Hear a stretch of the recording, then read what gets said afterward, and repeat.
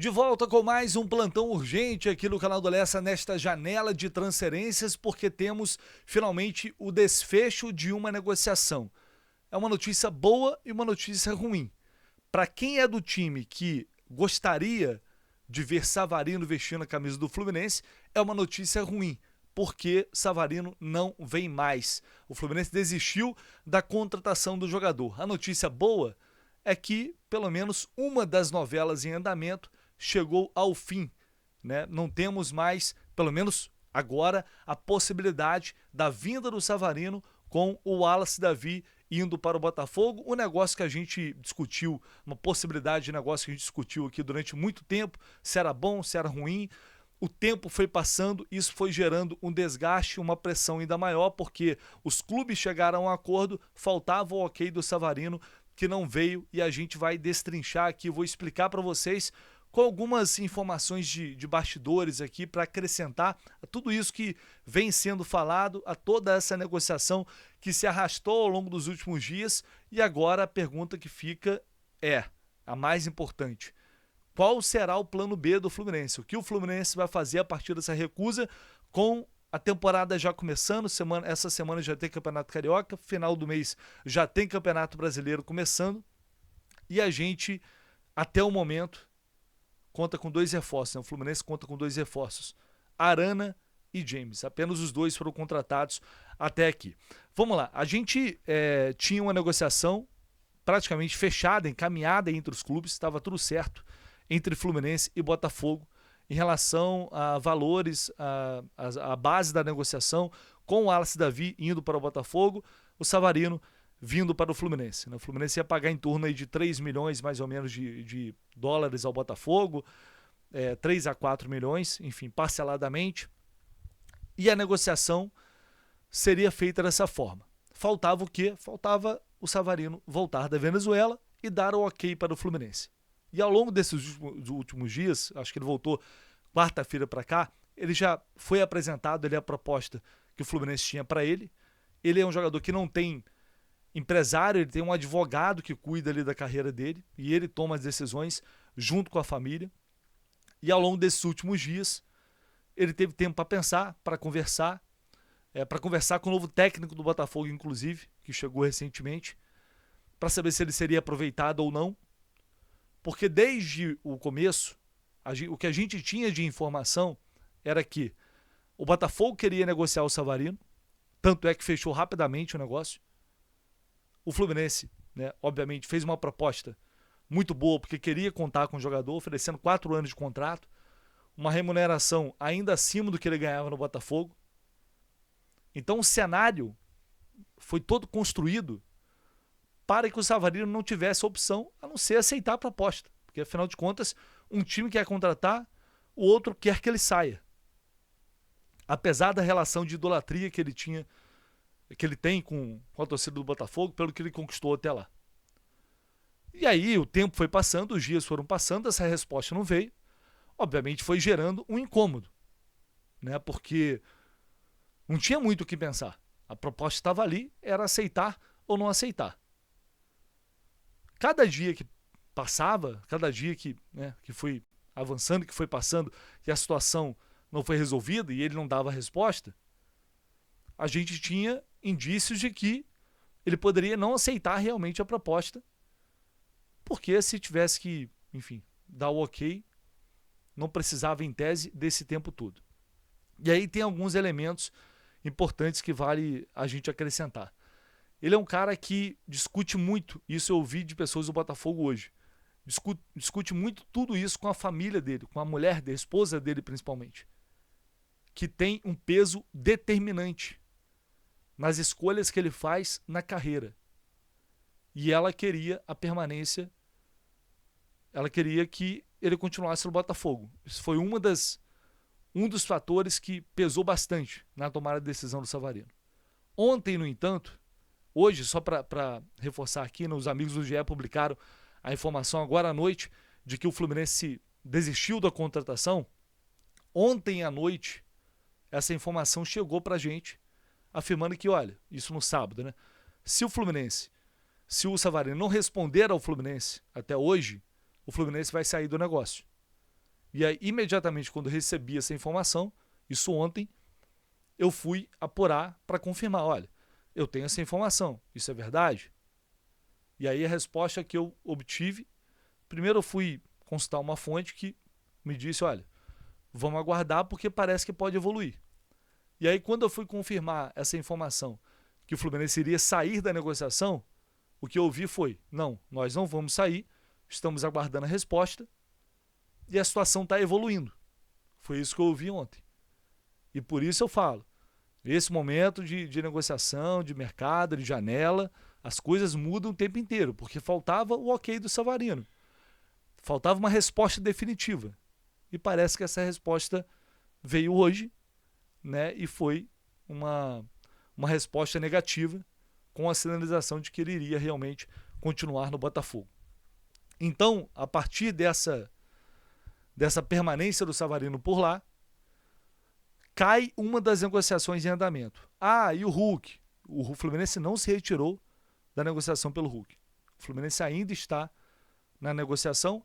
Na verdade, é uma negociação que, mais uma vez, depende de outro. Depende do Atlético Mineiro dizer que vai liberar ou que não vai liberar. Se o Atlético disser que vai liberar, o Hulk vem para o Fluminense. Basicamente depende disso, ou seja, não tá no controle do Fluminense. O Fluminense não está no controle da situação, assim como não estava no controle do Savarino. Fez a proposta e ficou ali esperando. E aí veio a negativa. Portanto, o que fazer a partir de agora? Qual vai ser o plano B para o Fluminense buscar no mercado e suprir essa necessidade que é de um ponta barra meia, um ponta construtor, que é o que o Zubeldia pediu. O que eu posso dizer é que a diretoria do Fluminense estava apostando muitas fichas nessa negociação, porque acreditava ser uma operação fácil de se fechar a partir do momento em que teve acordo com o Botafogo e fez uma proposta muito boa para o jogador.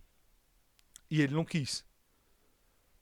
Por receio, talvez também de manchar com a história dele lá.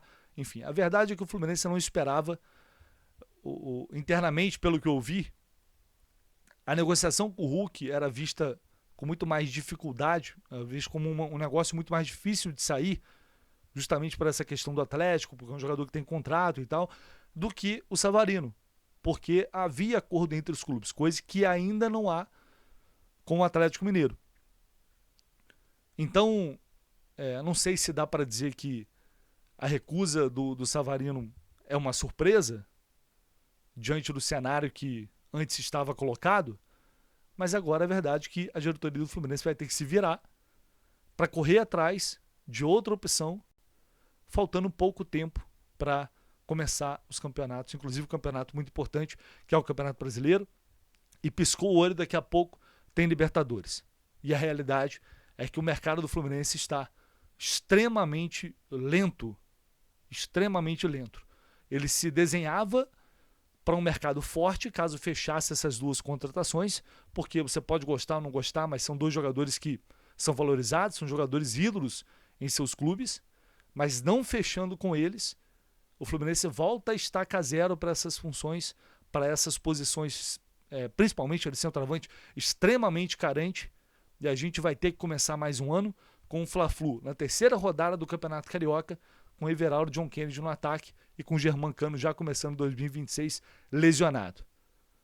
É preocupante, a realidade é essa. Neste momento é preocupante a janela de transferência do Fluminense no que diz respeito a suprir as principais carências que existem no elenco. Hoje, o zagueiro para substituir o Thiago Silva, e já disseram que não vai vir outro zagueiro. Ou seja, então não temos substituto, porque o James não é substituto do Thiago Silva. E o centroavante, se não conseguir chegar a um acordo pelo Hulk, que é outra novela que se arrasta há tempos, o Fluminense continuará capenga e dependendo dos jogadores que não conseguiram dar resultado em 2025. A realidade é essa.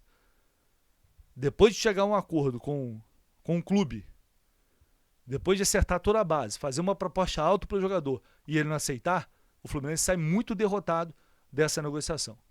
Principalmente pelo tempo que esperou. Com todo ali um cenário desenhado para um desfecho positivo. E ele não aconteceu.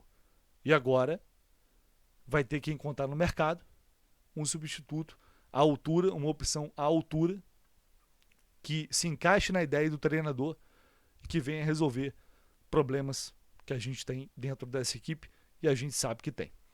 Enfim, pelo menos novela encerrada.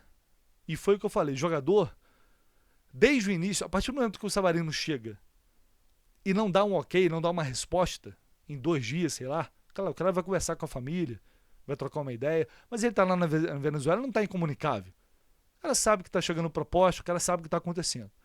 Chega aqui e não dá uma resposta, um clube como o Fluminense não tem que ficar à mercê de um jogador que é um bom jogador e só isso. E só isso. Porque passa de um certo ponto, chega num certo ponto que já está se humilhando, já está se arrastando por um jogador que é apenas bom dentro do nosso cenário aqui do Campeonato Brasileiro. Então talvez o Fluminense já tivesse feito isso antes. Sentiu que o cara não quer vir? Amigo, um abraço. O Fluminense precisa de jogadores que queiram vestir a camisa do Fluminense. O Fluminense precisa de jogadores que queiram estar no CT Carlos Sachílio. Não é ter que se arrastar durante uma negociação e implorar para o cara vir. Veja bem, situação totalmente diferente do Hulk. O Hulk já tinha aceitado a proposta, já deu o ok, e por ele já estaria treinando com a camisa do Fluminense. Mas é um cara que tem contrato, está preso ao clube. É exatamente a situação diferente do Savarino. Havia acordo entre os clubes e o jogador não quis. São situações muito diferentes. O jogador não quer, ou ele dá a mínima margem e passa a impressão de que não está fazendo questão, como claramente o Savarino não fez questão em nenhum momento, porque senão ele já teria resolvido isso há muito tempo. Amigo, um abraço, tchau, negociação encerrada e vida que segue, e olhar para frente e trabalhar para encontrar outro jogador à altura, ou melhor, opções tem que trabalhar para isso, tem que buscar para isso. Então o Fluminense perdeu até tempo demais nessa negociação, tempo demais, e agora vai ter que correr atrás desse tempo perdido. É isso, a gente vai seguir atento aqui, atualizando vocês com todos os detalhes de tudo que tem acontecido nessa janela, inclusive amanhã a gente pode ter alguma novidade em relação ao Hulk. Ouvi isso, o João de Assis também nas redes sociais falou que deve ter alguma atualização, então é bom a gente ficar atento que essa situação, enfim, pode ser resolvido para um lado ou para o outro finalmente, saindo, desistindo, aceitando, acordo, se vai chegar ou não, enfim, pelo menos quem sabe amanhã a gente não tem uma definição também definitiva em relação ao Hulk. Vou deixando vocês aqui com, se você puder, contar com sua ajuda, com seu like, seu comentário, se inscrevendo aqui no canal, que também é muito importante. Tamo junto, valeu!